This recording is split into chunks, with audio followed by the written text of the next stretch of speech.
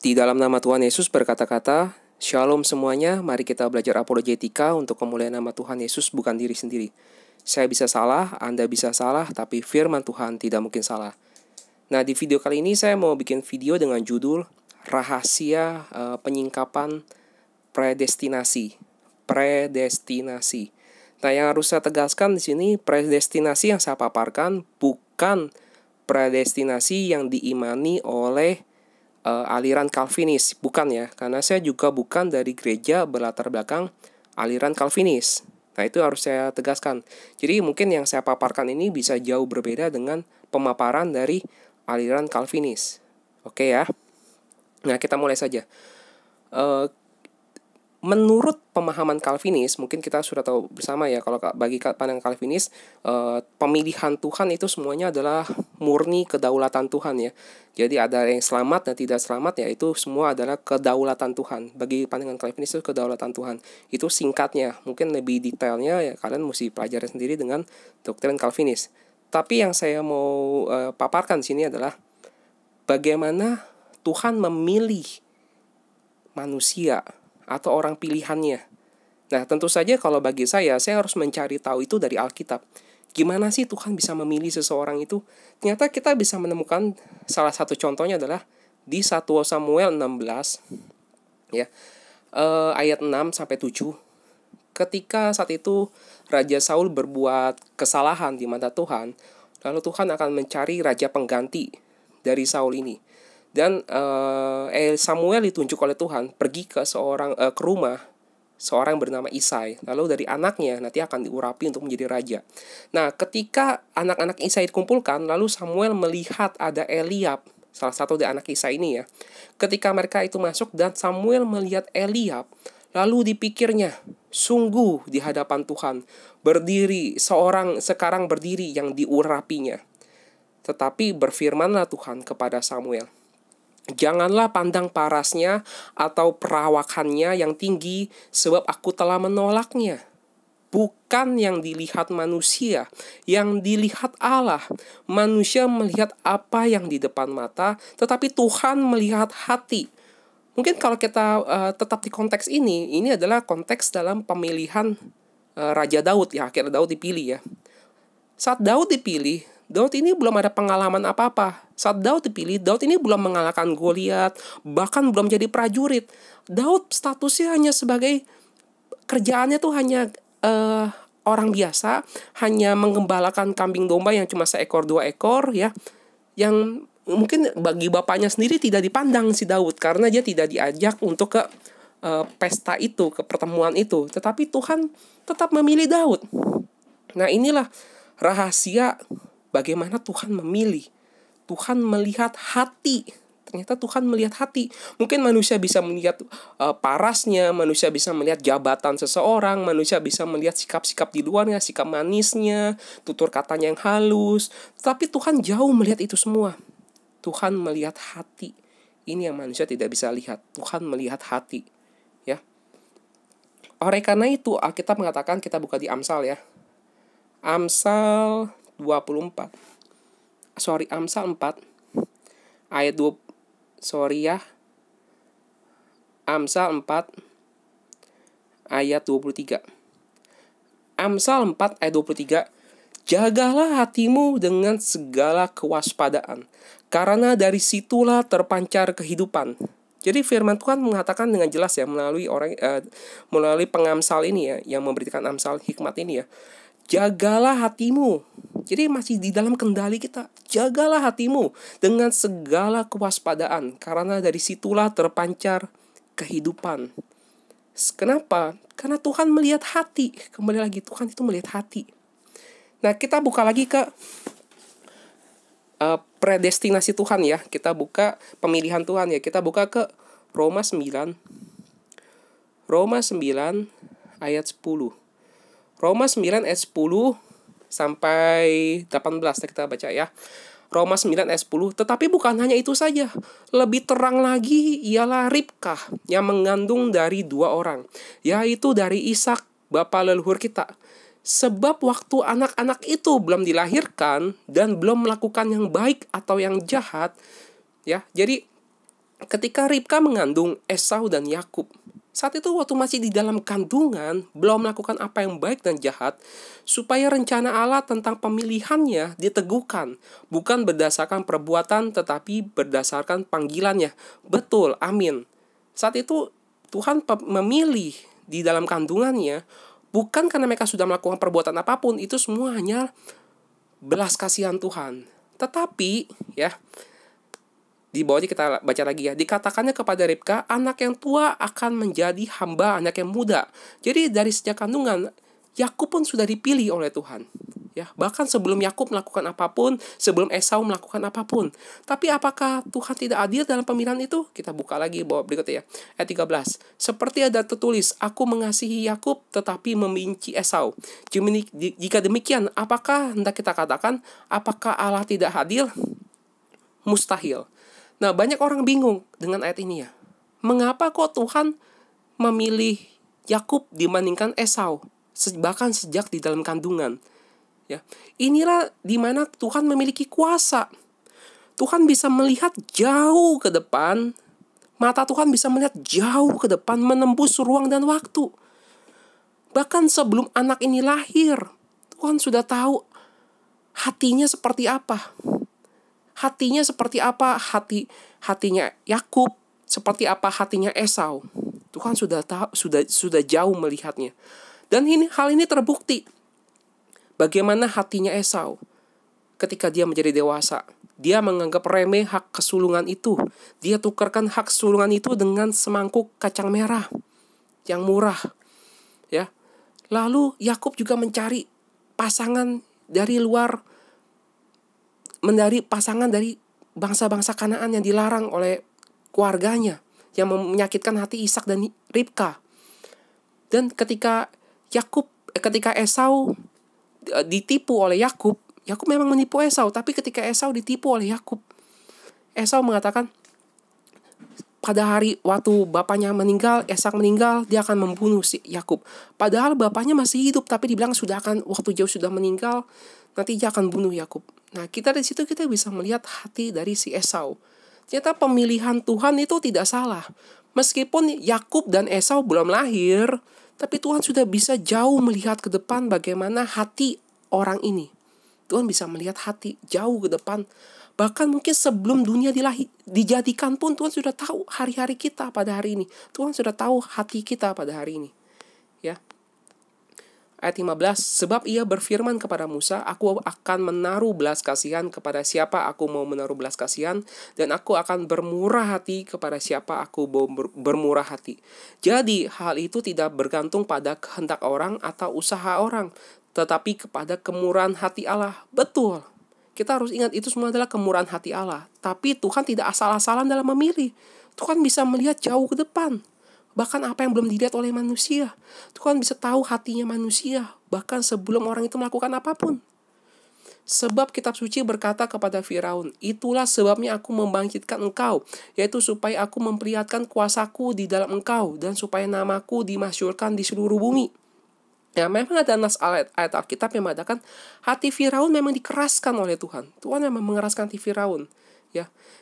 Ayat 18, jadi ia menaruh belas kasihan kepada siapa yang dikehendakinya, dan ia menegarkan hati siapa yang dikehendakinya. Nah loh, tadi kan dibilang katanya karena hati. Kan Tuhan berkuasa untuk mengeraskan dan menegarkan hati itu manusia. Kalau gitu kenapa Tuhan tidak menggerakkan hati Esau supaya Esau jadi baik, lalu Firaun jadi baik, semua manusia jadi baik, jadi tidak ada kejahatan, semua manusia jadi baik semua. Nah, kita harus pahami, jangan sampai kita salah memahami apa maksudnya Tuhan menegarkan hati manusia. Kita mesti buka ke Matius 13 ayat 15 ya. Matius 13 ayat 15. Di sini ada firman Tuhan yang mengatakan, sebab hati bangsa ini telah menebal, dan telinganya berat mendengar, dan matanya melekat tertutup, supaya jangan mereka melihat dengan matanya, dan mendengar dengan telinganya, dan mengerti dengan hatinya, lalu berbalik sehingga aku menyembuhkan mereka. Firman Tuhan sini mengatakan kepada orang-orang ahli-ahli Taurat dan orang-orang Farisi ya, mereka sudah mendengarkan pengajaran firman Tuhan, tapi mereka tidak mau percaya, hati mereka keras. Bangsa ini sudah mengeraskan hatinya. Telinganya sudah berat mendengar. Orang udah gak mau dengerin lagi firman Tuhan. Orang cuma mau dengerin seakan-akan apa yang menyenangkan hatinya saja. Karena hatinya sudah keras, telinganya sudah menebal. Maka sama Tuhan, Tuhan keraskan lagi hatinya. Memang dari awal sudah keras hatinya. Seperti Firaun. Firaun tanpa Tuhan keraskan memang hatinya sudah keras. Jadi Tuhan yang memang keraskan, memang dia dari awalnya sudah keras. Nah, seperti bangsa Yahudi saat ini. Mereka menolak firman Tuhan. Ketika Yesus memberitakan kepada mereka, mereka masih menolak, hatinya keras. Hati bangsa ini menebal, telinganya berat mendengar. Karena mereka gak mau dengerin, maka Tuhan biarkan hatinya makin keras. Nah, ini harus kita waspadai ya. Jangan diawali hati kita sudah keras duluan. Kalau hati kita sudah keras duluan, nanti bisa dibikin makin keras.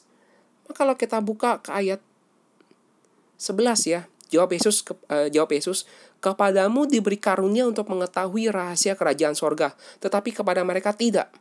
Karena siapa yang mempunyai, kepadanya akan diberi, sehingga ia berkelimpahan. Tetapi siapa yang tidak mempunyai, apapun juga yang daripadanya akan diambil daripadanya. Ya. Jadi kalau kita mempunyai hati, udah punya hati nih. Ya, barang siapa yang mempunyai apa? Dalam konteks ini adalah mempunyai hati. Kalau seseorang udah punya hati, mau taat sama Tuhan, mau mendekat kepada Tuhan, mau mendengarkan firman Tuhan dengan kita merendahkan hati kita, tulus, ikhlas datang kepada Tuhan, Tuhan melihat hati kita yang paling dalam, maka Tuhan bisa berikan kita pengertian, menambahkan pengertian, supaya kita semakin mengerti kebenaran firman Tuhan, sehingga kita bisa ikut diselamatkan. Tapi kalau dari sejak awal kita menganggap remeh firman Tuhan, seperti satu nats lagi perumpamaan, seperti firman yang ditaruh di jalanan, lalu diinjak orang, lalu dimakan sama burung. Diinjak orang itu tanda menandakan dianggap remeh, diinjak-injak aja. Firman Tuhan diinjak-injak, maka Tuhan keraskan hatinya, sehingga burung-burung datang dan memakannya, tidak bisa bertumbuh sama sekali, hatinya menjadi keras. Ya, ini kita menjadi satu kewaspadaan untuk diri kita juga. Kita mesti jaga hati kita selagi masih ada kesempatan. Tuhan masih bisa berikan hati kita, ketika kita mendengar firman Tuhan yang benar, hati kita masih tersentuh, kita masih bisa berubah. Ada masa kita udah gak bisa berubah lagi, hati kita makin keras, dan akhirnya kita seperti yang tadi. Mereka punya mata tapi gak bisa melihat, mendengar tapi gak bisa mendengar, gak bisa mengerti kebenaran firman Tuhan ya. Maka ayat ini juga diulangin lagi di Kisah Para Rasul 28 ya. Kisah 28 ayat 23 ya. 23 sampai 27. Saya mulai 23 dulu ya. Lalu mereka menentukan suatu hari untuk Paulus. Pada hari yang ditentukan itu, datanglah mereka dalam jumlah besar ke tempat tumpangannya. Ia menerangkan dan memberi kesaksian kepada mereka tentang kerajaan Allah. Jadi Paulus pun menekankan tentang kerajaan Allah. Ya, dan berdasarkan hukum Musa dan kitab para nabi, ia berusaha meyakinkan. Paulus bukan cuma beritahu, berusaha meyakinkan mereka tentang Yesus. Hal ini berlangsung dari pagi sampai sore. Jadi dalam pemberitaan Paulus memberitakan tentang kesaksian kerajaan Allah. Tuhan datang mendirikan gerejanya, mendirikan kerajaan Allah di bumi. Dan Yesus sebagai rajanya. Tidak boleh ada raja yang lain. Tidak boleh ada tokoh-tokoh yang lain. Tidak boleh orang ngefans sama ini, ngefans sama itu, ngefans sama ini. Nggak boleh. Hanya Tuhan Yesus sebagai rajanya. Hanya Dia yang dimuliakan. Tidak ada orang boleh dianggap bapak, hanya Yesus saja. Tidak ada orang boleh dianggap guru atau rabi, hanya Tuhan Yesus, sang kepala gereja itu. Ya, kita semua adalah hamba. Ada yang dapat diyakinkan oleh perkataannya, ada yang tetap tidak percaya. Kenapa orang gak mau percaya? Ya, masalah hati lagi, orang gak mau percaya. Maka bubarlah pertemuan itu dengan tidak ada kesesuaian di antara mereka. Tetapi Paulus masih mengatakan perkataan yang satu ini. Tepatlah firman yang disampaikan Roh Kudus kepada nenek moyang kita dengan perantara Nabi Yesaya. Pergilah kepada bangsa ini dan katakanlah, kamu akan mendengar dan mendengar, namun tidak mengerti. Kamu akan melihat dan melihat, namun tidak menanggap. Sebab hati bangsa ini telah menebal. Kemudian diulangi, hatinya sudah menebal. Dan telinganya berat mendengar. Gak mau dengerin lagi. Dan matanya melekat tertutup. Supaya jangan mereka melihat dengan matanya dan mendengar dengan hati telinganya dan mengerti dengan hatinya, lalu berbalik sehingga aku menyembuhkan mereka. Inilah kondisi kalau kita mengeraskan hati kita, malah hati kita bisa semakin lebih keras lagi. Ya, Tuhan bisa bawa hati kita menjadi lebih keras lagi loh. Jika masih ada kesempatan, jika masih ada hari ini, janganlah kita keraskan hati kita ketika mendengarkan kebenaran firman Tuhan. Supaya kita jangan menggenapi ayat ini juga. Ya. Maka kalau kita buka ya, kalau kita mesti sadari ya di Alkitab ya, ada tadi kita lihat ya, Tuhan melihat hati. Tapi ada juga orang yang memang hatinya sudah berat untuk mendengar, telinganya udah melekat tertutup, udah gak mau dengerin lagi firman Tuhan, hatinya jadi keras dan Tuhan makin keraskan lagi. Dan ada juga manusia yang hatinya bisa berubah. Hati manusia bisa berubah. Seperti kita buka di Matius. Kita buka Matius dulu ya, supaya kita paham ya. Matius 14 ayat 14. Nah, kisah ini adalah tentang Tuhan Yesus memberi makan 5.000 orang laki-laki ya. Ketika Yesus mendarat, ia melihat orang banyak yang besar jumlahnya. Dan maka tergeraklah hatinya oleh belas kasihan. Nah, di sini kan tercatat jelas ya. Saat Tuhan Yesus memberi makan 5.000 orang itu, hati Tuhan Yesus tergerak oleh belas kasihan. Kenapa? Karena Tuhan melihat hati mereka. Mereka sungguh-sungguh datang mencari Tuhan Yesus. Ya, hatinya, mereka ada hati untuk datang kepada Tuhan Yesus, sungguh-sungguh mencari Yesus. Maka Tuhan Yesus juga tergerak hatinya oleh belas kasihan kepada mereka. Dan ia menyembuhkan mereka yang sakit. Menjelang malam, murid-muridnya datang kepadanya dan berkata, tempat ini sunyi dan hari sudah mulai malam. Suruhlah orang banyak itu pergi supaya mereka dapat membeli makanan di desa-desa. Tetapi Yesus berkata kepada mereka, tidak perlu mereka pergi. Kita harus memberi mereka makan. Nah, di sini ada kita mungkin sama-sama udah tahu ya kisah ini ya. Akhirnya Tuhan Yesus melakukan mukjizat, 5 roti 2 ikan, memberi makan 5.000 orang laki-laki, tidak termasuk yang lainnya ya. Di sini di sini kita bisa melihat ya, Tuhan Yesus punya hati kepada mereka karena bisa melihat hati mereka juga. Ya, tergelak oleh belas kasihan sehingga mereka tuh jangan dibiarkan pulang sendiri, Tuhan berikan mereka makanan ya. Tapi kalau kita buka lagi, kita ambil kisah yang paralel ya. Ini kan Matius, kita buka dari kitab Yohanes ya. Kitab Yohanes ayat 6. Ya, Yohanes 6 ya. Ini kisah yang sama, kisah yang paralel tentang Yesus memberi makan 5.000 orang laki-laki, tapi kita ngambil konteks ke berikutnya ya. Setelah orang itu disuruh pergi, ya, setelah itu pada keesokan harinya orang banyak itu mencari Yesus. Yang udah makan 5.000, udah makan roti itu ya, mencari Yesus ya. Lalu ketika orang banyak itu menemukan Yesus di seberang laut itu, mereka berkata kepadanya, Rabi, bila manakah engkau tiba di sini? Tapi perkataan Yesus sudah berubah nih. Yesus menjawab mereka, aku berkata kepadamu, sesungguhnya kamu mencari aku bukan karena kamu telah melihat tanda-tanda, melainkan karena kamu telah makan roti itu dan kamu kenyang. Nah, ada yang menarik di kisah ini. Mereka baru cari Tuhan Yesus, tapi kalau yang kisah pertama, mereka cari Tuhan Yesus tergerak hatinya dengan belas kasihan.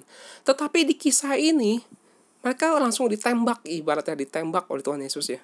Kamu mencari aku bukan karena melihat tanda, tapi karena kamu telah makan roti itu dan kamu kenyang. Kenapa? Hatinya sudah berubah. Ketika orang-orang yang mengikuti Yesus itu, ketika mereka melihat mukjizat, hati mereka berubah. Oh, gimana nih, hebat juga ya. Bisa ada roti, bisa jadi banyak, cuma roti kecil. Wah, kalau kita minta roti kayak gitu, enak juga ya. Nggak usah kerja lagi nih, tinggal makan roti itu terus gitu kan ya. Nah, disinilah akhirnya mereka kehilangan salah mengimani. Imannya jadi berubah, hatinya berubah. Kenapa? Dari hatinya sudah berubah. Mereka mencari Yesus sudah bukan karena benar-benar cari Yesus lagi, kami karena sudah melihat tanda, karena pengen dapat roti itu gitu. Hatinya berubah. Nah, karena hatinya berubah, ketika Yesus memberitakan kebenaran kepada dia, kalau kita buka ke ayat 22 ya. 22 ya. Sorry, kita lihat ke ayat 25 ya. 25 udah, kita ayat 41, kita ayat 41. Ya. Maka bersungut-sungut orang Yahudi tentang dia, karena ia telah mengatakan, akulah roti yang telah turun dari sorga. Ketika Tuhan Yesus memberitakan, mungkin dengan satu nats yang mungkin sulit dipahami, mengatakan Yesus adalah roti yang turun dari sorga, harus makan daging dia, dan minum darah dia gitu. Orang-orang bingung. Wah, ini bersungut-sungut orang Yahudi tentang dia, karena ia telah mengatakan, akulah roti yang telah turun dari sorga. Kata mereka, bukankah ia ini Yesus, anak Yusuf, yang ibu bapaknya kita kenal? Bagaimana ia dapat berkata, aku telah turun dari sorga? Jawab Yesus kepada mereka, jangan kamu bersungut-sungut. Tidak ada seorang pun yang dapat datang kepadaku jikalau ia tidak ditarik oleh Bapa yang mengutus aku, dan ia akan kubangkitkan pada akhir zaman. Nah, disinilah nats yang cukup menarik ya. Di sini akhirnya mereka tidak terpanggil, mereka meninggalkan Tuhan Yesus, dan Tuhan Yesus memberi satu nats ya. Tidak ada seorang pun yang dapat datang kepadaku jikalau ia tidak ditarik oleh Bapa yang mengutus aku, dan ia akan kubangkitkan pada akhir zaman. Ya, jika tidak dipanggil, maka tidak akan bisa datang. Tapi masalahnya di mana? Kembali lagi masalah hati. Orang yang mengikuti Yesus ini hatinya sudah berubah. Dia ikut Yesus bukan karena mau cari Yesus lagi, tapi karena dia ingin dapat roti itu. Hatinya sudah berubah. Ikut Yesus hati sudah berubah. Akhirnya ketika diberitakan kebenaran, tapi mereka gak bisa menerima, maka mereka anggap jadi aneh. Apa sih maksudnya mesti makan daging anak manusia, mesti makan daging anak manusia, mesti minum darahnya. Mereka bingung, nggak bisa. Akhirnya cocok-cocokin pakai logika mereka sendiri. Nggak masuk logika, begini, nggak masuk logika, begitu. Semuanya nggak masuk logika. Akhirnya pakai logika sendiri, merasa sok keminter gitu, mau pakai logika aja sendiri. Padahal yang kita perlu pahami adalah kita diberikan Alkitab. Alkitab inilah kita imani, kita gali kebenaran dari Alkitab, kita renungkan siang dan malam. Kita cari kebenaran dari Alkitab, kita rendahkan hati kita mau dengarkan apa kata Alkitab, kita mohon pimpinan Roh Kudus Tuhan. Bukan cuma keminter pakai logika kita sendiri. Seperti di dalam Alkitab sudah ada belum sih kalimat syahadat atau kredonya? Alkitab sudah mencatat syahadat atau kredonya dari iman Kristen. Dari mana? Ya dari Alkitab.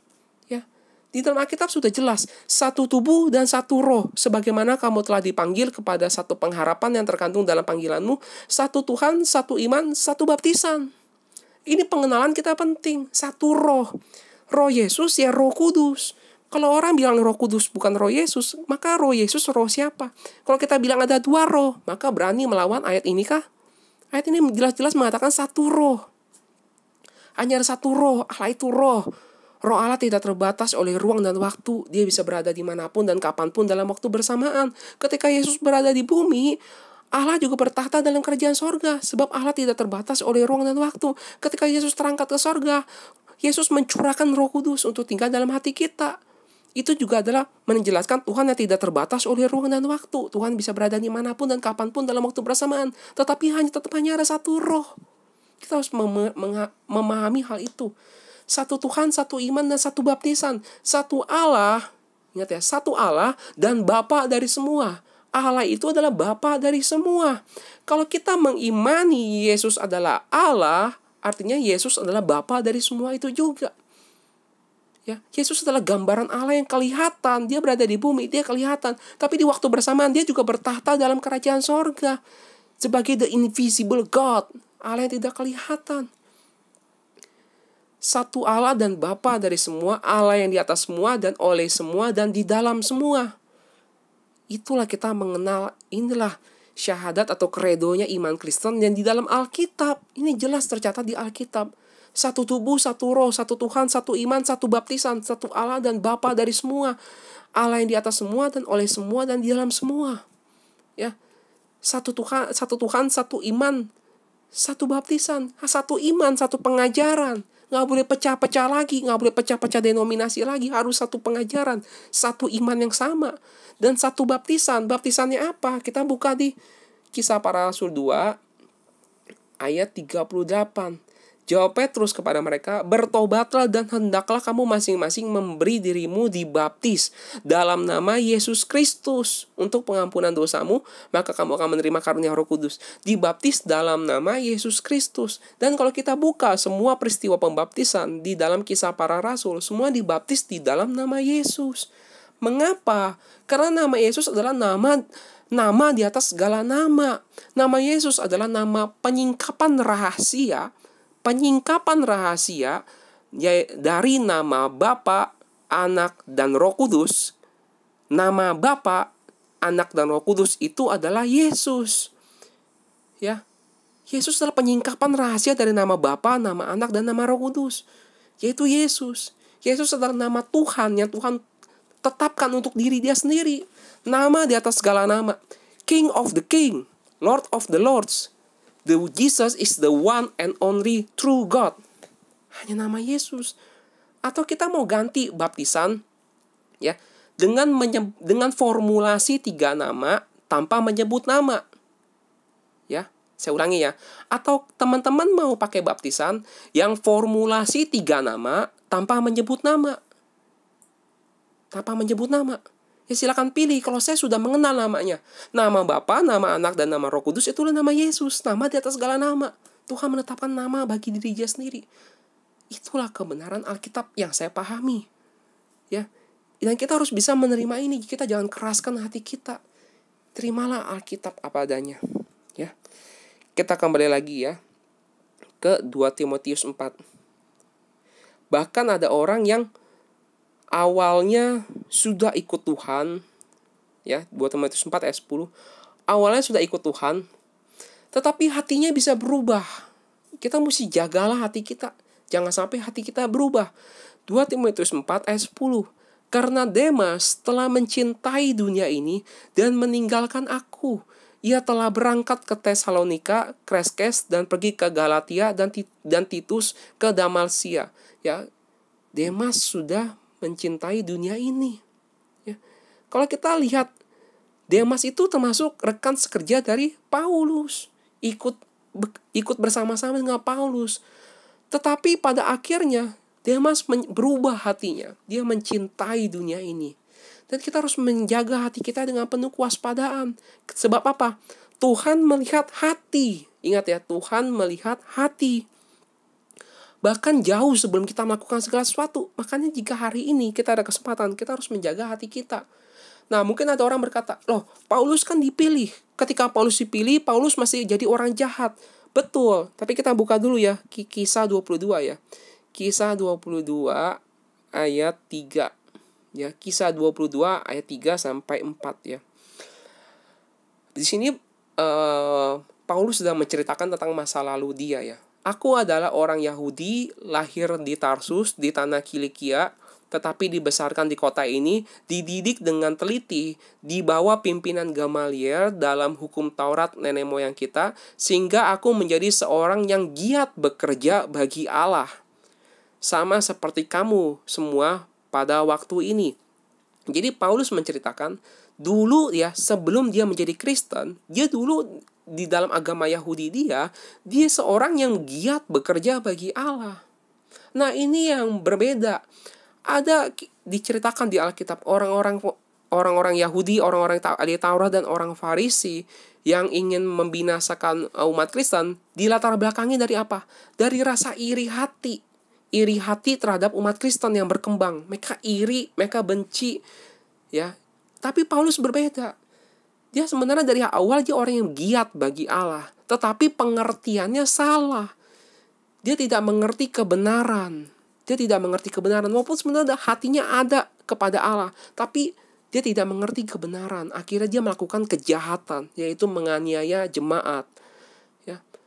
Mungkin manusia melihat dari tampak luarnya ya. Wah, ini Paulus nih orang jahat nih, begini. Tapi Tuhan bisa melihat hati. Paulus diberikan kesempatan untuk berubah. Jadi panggil sama Tuhan. Diubahkan, diberikan pengertian.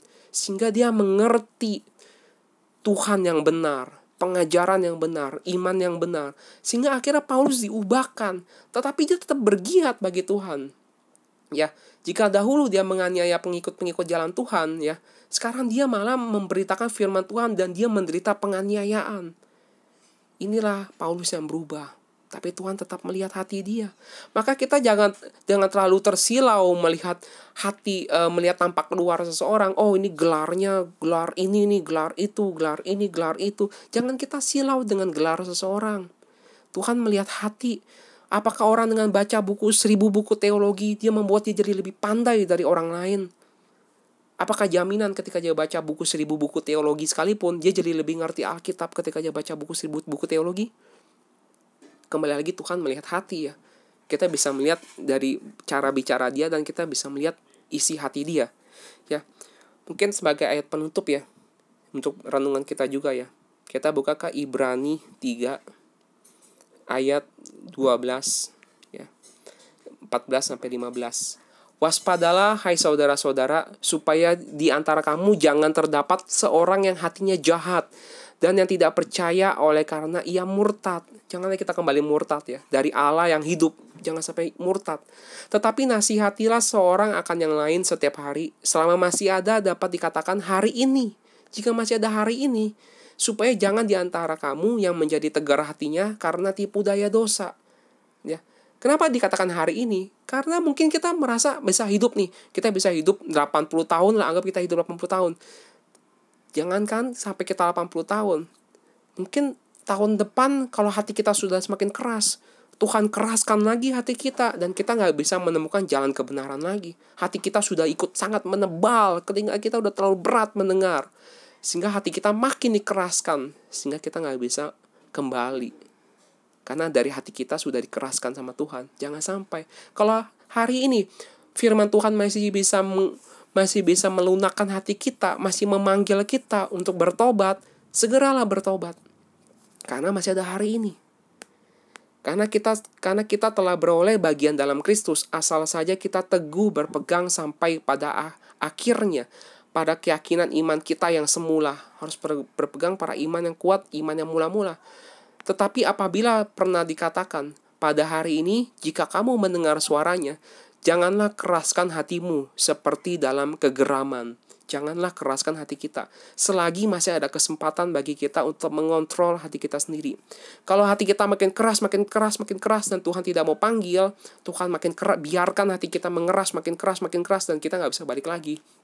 Maka akan lebih mengerikan lagi. Nah, intisari dari yang bisa saya paparkan tentang rahasia predestinasi ini, kita nggak bisa masuk lebih dalam mengenai pikiran Tuhan. Siapakah manusia yang mencoba untuk menerawang pikiran Tuhan? Tidak bisa, itu bagian Tuhan. Tapi Tuhan beritahu apa yang perlu kita tahu. Yang perlu kita tahu adalah Tuhan melihat hati. Tuhan melihat hati kita hari ini, besok, dan seterusnya. Kita harus menjaga hati kita supaya jangan berubah. Tetap setia sampai akhir. Ya, karena Tuhan kembali lagi tidak memandang tampak luar, tapi Tuhan melihat hati, dan kita harus tetap menjaga hati kita. Ya, biarlah segala kemuliaan bagi nama Tuhan. Haleluya. Amin.